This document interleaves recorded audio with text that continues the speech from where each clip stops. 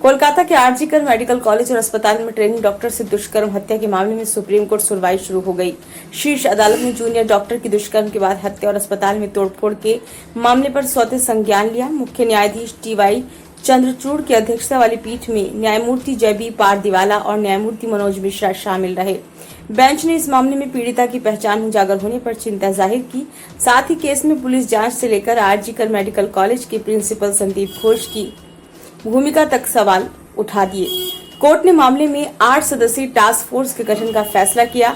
इसमें एम्स के निदेशक डॉक्टर एम श्रीनिवासन के अलावा कई और डॉक्टरों का नाम भी शामिल किया गया। सुनवाई के दौरान चीफ जस्टिस ने कहा कि ये सिर्फ एक मर्डर का मामला नहीं है, हमें डॉक्टरों की सुरक्षा की चिंता है। बेंच ने कहा कि महिलाएं सुरक्षा से वंचित हो रही हैं। बेंच ने ये भी कहा कि आखिर ऐसे हालात में डॉक्टर कैसे काम करेंगे। हमने देखा है कि उनके लिए कई जगहों पर रेस्ट रूम तक नहीं होते। आज महिलाएं तेजी से वर्क प्लेस में शामिल हो रही हैं।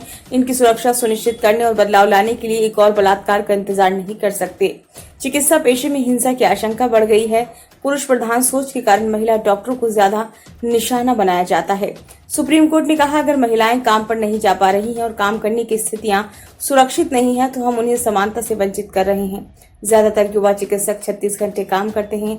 हमें काम करने की सुरक्षित स्थितियां सुनिश्चित करने के लिए राष्ट्रीय प्रोटोकॉल बनाने की जरूरत है। सुप्रीम कोर्ट ने कहा कि हम सभी स्वास्थ्य कर्मियों की सुरक्षा से संबंधित मामले पर विचार कर रहे हैं।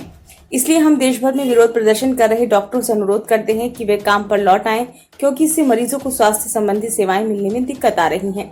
सुप्रीम कोर्ट की तरफ से पीड़िता की पहचान उजागर करने को लेकर भी नाराजगी जाहिर की गई। कोर्ट ने कहा कि ये घटना दुखद है। सुप्रीम कोर्ट ने ऐलान किया कि इस घटना के बाद डॉक्टरों की स्थिति को लेकर नेशनल टास्क फोर्स बनाने जा रहे हैं।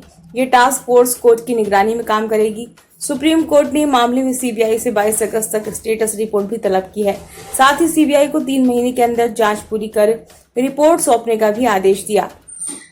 कोर्ट ने 3 हफ्ते के अंदर टास्क फोर्स से रिपोर्ट मांगी। सुप्रीम कोर्ट ने इस मामले में पुलिस की कार्रवाई और पीड़िता के परिवार को अंधेरे में रखने से जुड़े आरोपों को लेकर भी सवाल पूछे। कोर्ट ने कहा कि ये एक अपराध का मामला नहीं है।